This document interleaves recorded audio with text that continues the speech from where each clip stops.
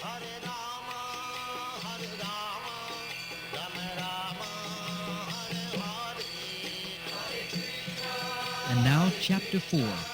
Kamsa begins his persecutions. After Vasudeva adjusted all the doors and gates, the gatekeepers awoke and heard the newborn child crying. Kamsa was awaiting to hear the news of the child's birth, and the gatekeepers immediately approached him and informed him that the child was born. At that time, Kamsa got up from his bed very quickly and exclaimed, "Now the cruel death of my life is born." Kamsa became perplexed now that his death was approaching, and his hair stood on end. Immediately he proceeded toward the place where the child was born.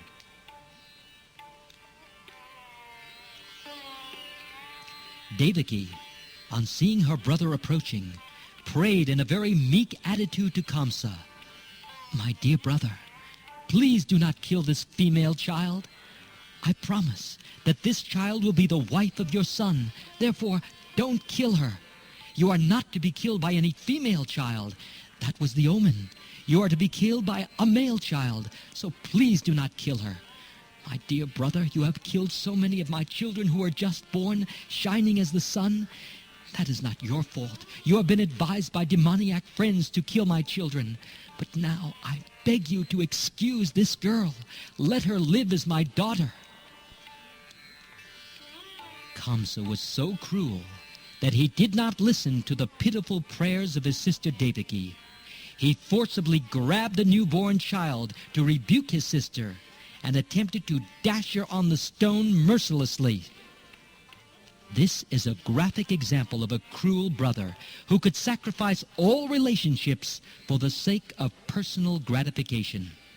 But immediately, the child slipped out of his hands, went up in the sky, and appeared with 8 arms as the younger sister of Lord Vishnu.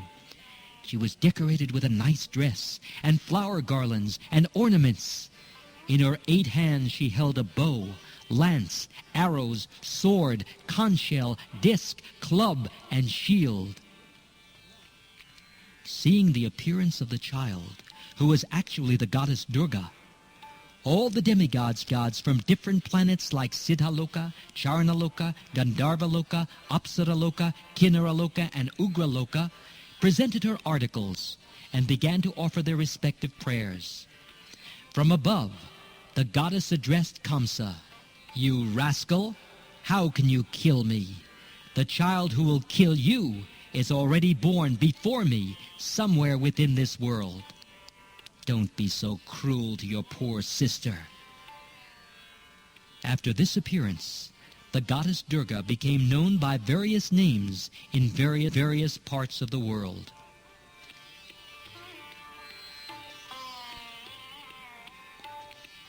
After hearing these words, Kamsa became very much overwhelmed with fear. Out of pity, he immediately released Vasudeva and Devaki from the bondage of their shackles and very politely began to address them. He said, "My dear sister and brother-in-law, I have acted just like a demon in killing my own nephews. I have given up all consideration of our intimate relationship. I do not know what will be the result of these acts of mine. Probably I shall be sent to hell where the killers of the Brahmins go. I am surprised, however, that the celestial prophecy has not come true. False propaganda is not found only in human society. Now it appears that even the celestial denizens speak lies. Because I believed in the words of the celestial denizens, I have committed so many sins by killing the children of my sister. My dear Vasudeva and Devaki, you are both very great souls. I have nothing to instruct you, but still I request that you not be sorry for the death of your children. Every one of us is under the control of superior power, and that superior power does not allow us to remain together. We are bound to be separated from our friends and relatives in due course of time.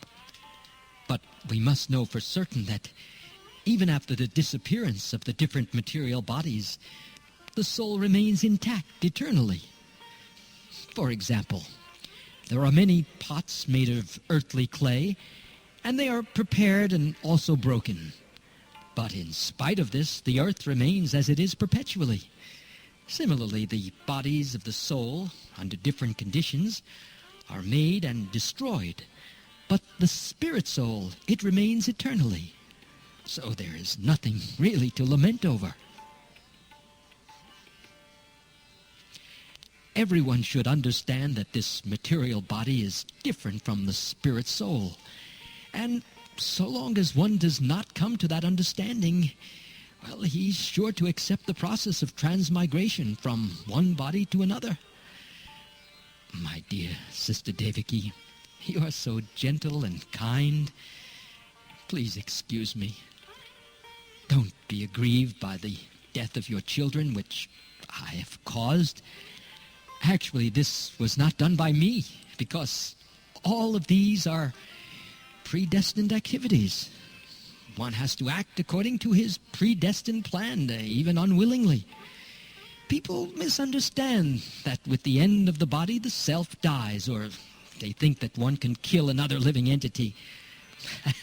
All these are misconceptions, and they oblige one to accept the conditions of material existence. In other words, as long as one is not firmly convinced of the eternality of the soul, one is subjected to the tribulation of being killer and killed. My dear Sister Devaki and brother-in-law Vasudeva, kindly excuse the atrocities I have committed against you. I am very poor-hearted, and you're so great-hearted, so take compassion upon me and excuse me.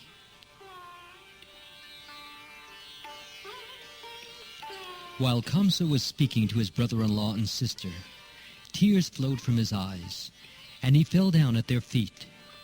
Believing the words of Durga Devi, whom he had tried to kill, Kamsa immediately released his brother-in-law and sister. He personally unlocked the iron shackles and very sympathetically showed his friendship as a family member. When Devaki saw her brother so repentant, she also became pacified and forgot all his atrocious activities against her children. Vasudeva also, forgetting all past incidents, spoke smilingly with his brother-in-law.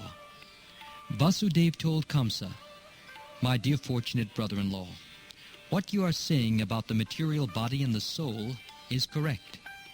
Every living entity is born ignorant, understanding this material body to be his self. This conception of life is due to ignorance, and on the basis of this ignorance, we create enmity or friendship.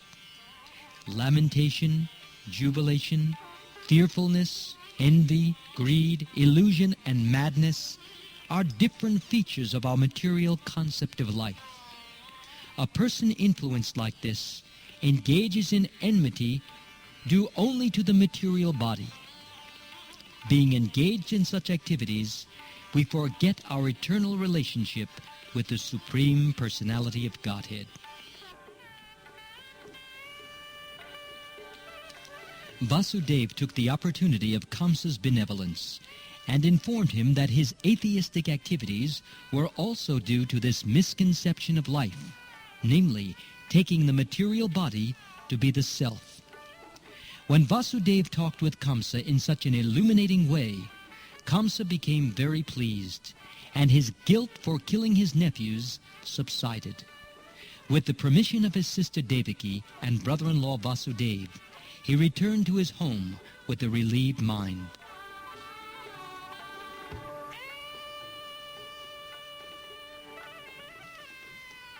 But the next day, Kamsa called all his counselors together and narrated to them all the incidents that had happened the night before. All the counselors of Kamsa were demons and eternal enemies of the demigods, so they became depressed upon hearing their master speak of the night's events. And although they were not very much experienced or learned, they began to give instructions to Kamsa as follows. "Dear sir, Let us now make arrangements to kill all children who are born within the last 10 days in all towns, counties, villages, and pasturing grounds. Let us execute this plan indiscriminately. We think that the demigods cannot do anything against us if we perform these atrocities. They are always afraid of fighting with us, and even if they wish to check our activities, they will not dare to do so. Because of the immeasurable strength of your bow, they fear you. Indeed, we have practical experience that whenever you stood to fight with them and began to shower your arrows on them, they immediately began to flee in all directions just to save their lives. Many of the demigods were unable to fight with you, and they immediately surrendered themselves unto you by opening their turbans and the flags on their heads. With folded hands they begged you to spare them and said, "My lord, we are all afraid of your strength. Please release us from this dangerous fight." We have also seen many times that you would never kill such surrendered fighters when they were all fearful, their bows, arrows, and chariots broken, forgetful of their military activities, and unable to fight with you. So actually, we have nothing to fear from these demigods. They are very proud of being great fighters in peacetime outside the war field. But actually, they cannot show any talent or military power on the war field. Although Lord Vishnu, Lord Shiva, and Lord Brahma are always ready to help the demigods headed by Indra, we have no reason to be afraid of them. As far as Lord Vishnu is concerned, he has already hidden himself within the hearts of all living entities, and he cannot even come out. As far as Lord Shiva is concerned, he has renounced all activities. He has already entered into the forest. And Lord Brahma is always engaged in different types of austerities and meditation. And what to speak of Indra, he is a straw in comparison to your strength. Therefore, you have nothing to fear from all these demigods. But we must not neglect them, for the demigods are our determined enemies. We must be careful to protect ourselves, to root them out from their very existence. We should just engage ourselves in your service and be always ready for your command. The demons continued to say, "If there is some disease in the body which is neglected, it becomes incurable. Similarly, when one is not careful about restraining the senses and lets them loose, it is very difficult to control them at all. Therefore, we must always be very careful of the demigods before they get too strong to be subdued. The foundation of strength of the demigods is Lord Vishnu, because the ultimate goal of all religious principles is to satisfy him. The Vedic injunctions, the Brahmins, the cows, austerities, sacrifices, performance of charity, and distribution of wealth are all for the satisfaction of Lord Vishnu.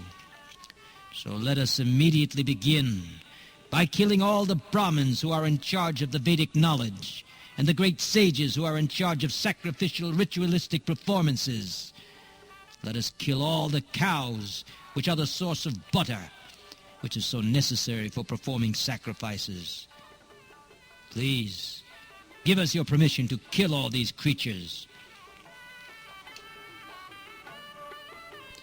Actually, the limbs of the transcendental body of Lord Vishnu are the Brahmins, the cows, Vedic knowledge, austerity, truthfulness, sense and mind control, faithfulness, charity, tolerance, and performance of sacrifices. Lord Vishnu is situated in everyone's heart and is the leader of all demigods, including Lord Shiva and Lord Brahma. "We think that to kill Lord Vishnu is to persecute the great sages and Brahmins," said the ministers.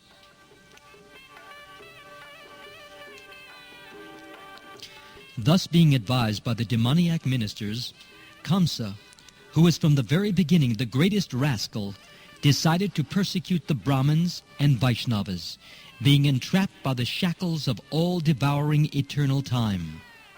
He ordered the demons to harass all kinds of saintly persons, and then he entered his house. The adherents of Kamsa were all influenced by the mode of passion, as well as illusioned by the mode of ignorance, and their only business was to create enmity with saintly persons. Such activities can only reduce one's duration of life.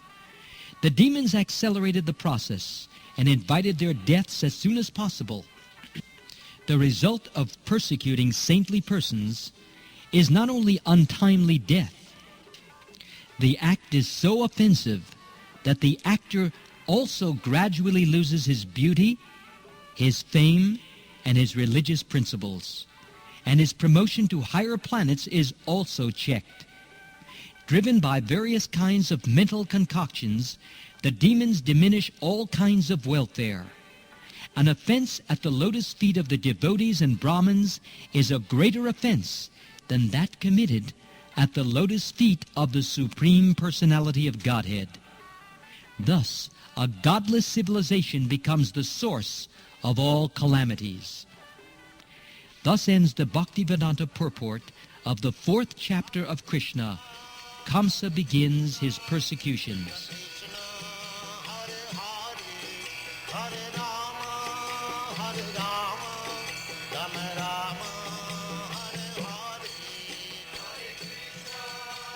And now chapter 5, meeting of Nanda and Vasudeva.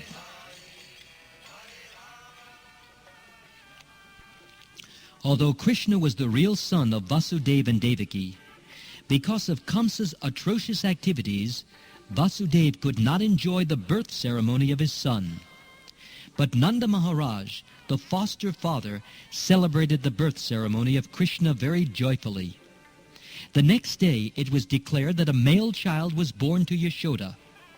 According to Vedic custom, Nanda Maharaj called for learned astrologers and Brahmins to perform the birth ceremony.